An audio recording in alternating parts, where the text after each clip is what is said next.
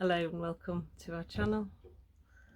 Carl is at the moment outside messing around with the chimney, so I'm sorry if there's a little bit of knocking going off and fiddling about.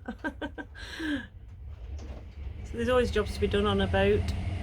Train! And we're moored up in Wellington, and that's what you get, trains. And there's lots of people walking past as well, so I'll try not to get distracted. Now he's looking through the window at me and I'm trying to talk to you. I'm going to show you all kinds of things today. I'm going to do a show and tell. Would you like that?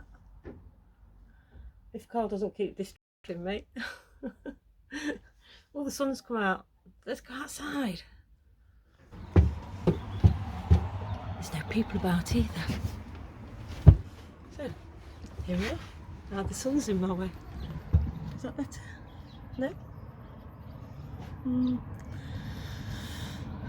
The trouble is with being outside is that it makes me look like I've got a halo on, because my white hair used to be black. I've gone white. So yeah, we are at the moment moored up in Wellington, and there's actually no people about. Can you believe that? It's always very busy along this towpath, and there's always trains coming along, so lots of distractions. Then we get the odd swan, then we had to get a duck, then Carl starts banging around, and yeah, then he starts coming and putting his nose up against the window, so I've come out of here so he can't find me. I don't know whether he will or not, do you? So yeah, anyway, I'm going to tell you about painting. See? So I'll tell you what, I'll just show you what we did. So this is what Emerald looked like when we first bought her, this first holiday we took her on. She's a lovely boat, lovely lines. She just needed a bit of colour and some rust sorting out on the sides and on the stern. The stern hadn't been repainted. The sides had been repainted by the old owner, but I think he'd probably rushed it a little bit. So I practiced on the stern. Yeah, took lots of practice, and it still is practice. So we put new buffalo boards, just distracting from the paint job. We replaced the floorboards. So this is a roof hatch that got rust patches on it as well, and repainted it. We put red oxide on to protect it, the bare metal. And this was the main job, which is the side of the boat. Don't know if you can see because of the sun, but it'd been laid on really thick on this side. I'm not sure whether the guy who owned it before he painted it, and he may have applied a coat before the previous coat was dry. It did come up on the survey that there was rust around the windows. I'd sort of dealt with some of them and covered them over with some paint that we found on board, which was British Racing Green by T-Mac. And there were small pinholes from where they'd rollered it but not laid it off, the paint, and under them pinholes was rust, and that's what these big red bits are. I've rubbed them down and put red oxide on them, and then I covered them up as I went along to protect them, just so they didn't get any worse. And it wasn't so much to do when we come to actually repainting Emerald, because although I want to get it done, I don't want to rush it at the same time. And we're doing it outside, which is obviously not ideal, but we haven't got any facilities nearby where we're more to be able to hire to repaint her inside. So these are the pinholes that I said, and the thick laid paint. And then there was crazings and so bits of rust around the windows. And we decided we wanted to put a box on the back, as she's a semi-traditional. And it's a kind of traditional thing that narrowboats have. So yeah, this is us practicing how big we wanted the box. and I did a bit of messing about and did a bit of sign writing in chalk. I'm certainly not going to sign write it myself. Get a professional to do that. So we rubbed down with an orbital sander and 120 grit sandpaper. So yeah, you can see there was a box there before, if you saw that previous photo, and we taped off where we wanted the box and then painted it Bethnal green. We watch a narrowboat that James built on YouTube, and he painted his whole boat this colour, this light green, this Bethnal green, and then we painted the British Racing green. Then we masked either side of where we'd masked for the box and painted the coach line in. And this coat didn't go very well in the Bethnal green. That's when another coat had been put on. I think it was the brush was contaminated, but the coat went on really lovely again. So it's looking good. And this is putting the paint on the other side. So we've masked the box off the other side. I say it just applies so lovely, this Craftmaster paint does, in this colour. I don't know whether it's because the British Racing green's a darker colour or it's just a better paint. But yeah, it went on so smoothly and laid up so easily. The darker green was not easy, you'll see in a little while. We kind of wished that we'd bought Craftmaster paint for the whole of the boat after doing the Bethnal green. I just want to point out though that this is not a tutorial. This is just our experience of what we did. So this is on the other side, as you can see around the porthole. There's bits of rust that have been dealt with. Wherever it's red, there was rust. So yeah, that's red oxide that I put on. And then we sanded it back. We got it as smooth as we could with the orbital sander and the 120 grit. We used that Titan wet and dry hoover to extract any dust, because there's lots of dust when you're doing this job. I've got a mask on as well under my messy hair there. So we just wanted to flat it off. We didn't want to go back to metal. And we'll see how it lasts.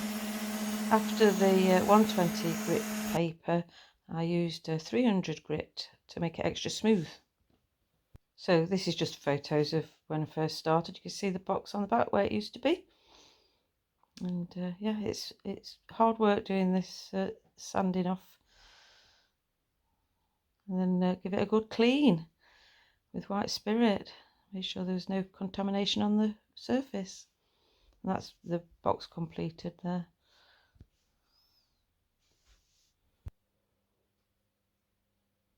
So stirring the paint. These stirrers are really good. Get them; they're quite cheap from Amazon. We got ours. We should have shook the tin before we opened it. As you can see, it was blue. It was quite good watching it turn green though. It looked blue when we opened it. So yeah, give that a really good stir. There's no bits in it or anything. So that's all good. Some people probably would have strained it, I don't know. But, this is the first coat going on. So using a foam roller on that. When we first started doing the other side, the foam rollers kept coming off. They kept ending up in the water. So someone told us that to use the high density ones that are suitable for solvent paints. And we didn't have any trouble after that. We used the Harris ones, I think they were for the trade. But yeah, they were really good, quite firm. And then just painted the whole boat with that without them coming off. So laying up, I'm using a cheap brush there. So I didn't lose any bristles or anything, but it's sent to make it quite liney. And I was also laying off wrong. I was going up and down. I watched John Barnard on YouTube, and he said, you know, this isn't how he showed me how to do it. So yeah, as I started experimenting after this coat with better brushes. So Hamilton seemed very good brushes. Did the red on the top with that. The white bristled ones, the synthetic ones, are really soft, you know, to touch. Is that a bit thick? So yeah, we just got on with it anyway.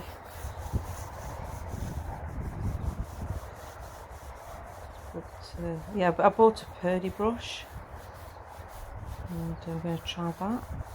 And when I give it the final coat, we're going to see how it goes. So this is the next day. Not very happy with this finish at all. The Bethnal Green's okay, as you can see. We've given that a light sand to give another coat as well. And this is hand sander that we used briefly, and then we reverted to the orbital sander again with I think it was, we put 1000 grit sandpaper on, and we just flattened it all off. We use these interface pads as well to put onto the orbital sander, or you can put them on the hand sander as well. It just stops you digging in or applying too much pressure, and it gives a nice even finish. And we put this hour troll in the paint, that's paint conditioner, and it helps it flow better and stops it from drying too quick. And this is what happened with this paint, this coat, I think. I don't know, the weather wasn't with us. We got the sun on the side of the boat and it was windy, and I think it just dried too quickly. But I'm not an expert. Maybe you are. Maybe you can tell us where we've gone wrong.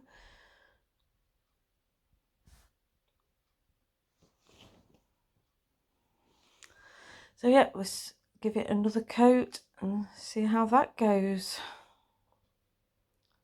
So every time I've done a coat and we leave it overnight, I take all the masking tape off. So I've now become an expert at the masking up. Because if it gets wet, I think the masking tape is really difficult to get off, so I've been told. So the next day we painted it again, and look what happened. It rained. So and also the wind blew the paint off the paintbrush onto the Bethnal Green, which was still tacky. And yeah, that was another really frustrating day. Because we work full time, we can only do it at weekends, or I go sometimes before work or after work to give it a coat. But yeah, it giving out a dry day that day. Look at that. We did actually manage to get that off the next day. Got most of it off with the white spirit, and then just slightly sanded it all up back again. And this is what the paint looks like after it's dried when it's rained on it. So yeah, we had to sand that back yet again. So yeah, that's it, sanded back again. Ready for yet another coat. Sort of trial and error. I've gone into the gunnels there, just to give it more protection. Put plenty of paint down in the joint between the gunnel and the side of the boat. But yeah, all nicely flattened off with fine sandpaper, and here we go again. Try again. If at first you don't succeed and all that.